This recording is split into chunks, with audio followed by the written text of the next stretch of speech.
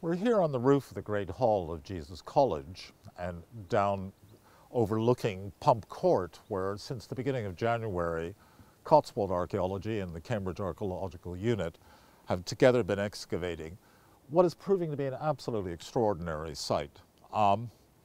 Jesus College itself is quite an extraordinary place because what you have is a 12th century nunnery, which then is superseded in the rebuilding in the late 15th century for basically a late medieval college. And the extraordinary thing is, though ignoring for a moment who would potentially the mix of servants, that it's basically a matter of gender succession.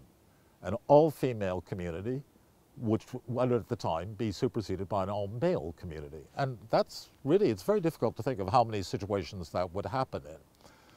One of the things that's interesting is it's always been presumed that the college fossilized the plan of the nunnery. And you can see this sort of in the layout, the exposure of the chapter house, the Gothic window that is today exposed in the side of the hall.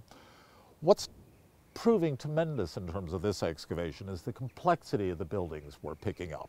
On one hand, we have a waterhouse building from the late 19th century, which was built as a servants' hall, an adjunct to the kitchens. There's a long range of service buildings that are coming in, very, very elaborate, of 17th century date. But the extraordinary thing underneath it is there's a whole new cloister of the nunnery that we're unearthing at this point. Got a succession of floor surfaces in it. It actually means we're going to get deposits that both directly relate to the college itself. We've had plenty of these deposits from the 16th to the 18th century, but we're also going to get firm economic evidence of the lifeway of the nunnery, and that's a fantastic opportunity. So this site has really come up trumps.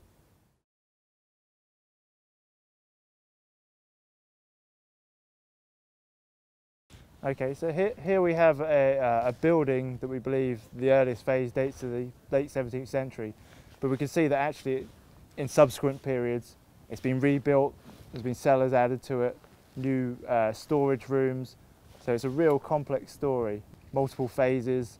At the moment we're picking those apart, discovering the age of the building, how it evolved over time, and then the final demolition and replacement of the building. So we have a brick-built cellar here, which is from the latest phase of the building. There's several phases to the cellar as well. We can see where it's been rebuilt and new pieces of wall added.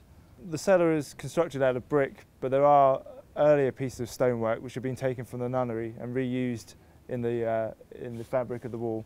We've also found large pieces of reused medieval stonework in the foundations for the cellar and the building. It was then backfilled in its subsequent history and covered over. Most of the post-medieval deposits we've found on the site consist of garden soils. These contain a lot of oyster shell, animal bone and pottery, which have been taken from kitchen waste from the early college. The artefacts we've recovered from the site include Bellarmine pottery, which dates to the 16th and 17th centuries and has a characteristic grimaced face. We've also recovered jettons, which were used as counting aids and later as used for gaming. So here we have a 16th century brick-lined culvert, which is cut through the medieval floor and wall surfaces that we have here.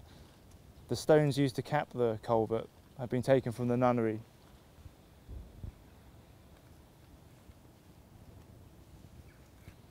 So here we have a series of brick cellars and storage vaults, including this brick arched vault. So these cellars probably date to the 17th, 18th and perhaps early 19th century. We believe they were used for storage. As we've excavated them, we've found that there's multiple phases to them.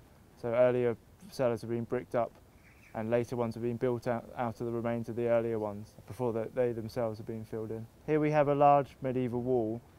On the inside of it we have what appears to be a floor surface, perhaps for some sort of cloister arrangement. We believe this belongs to the nunnery phase of the site's history and represents a previously unknown architectural element. These foundations belong to a building constructed in 1875, designed by Alfred Waterhouse, who also designed the Natural History Museum. They belong to a servants' quarters.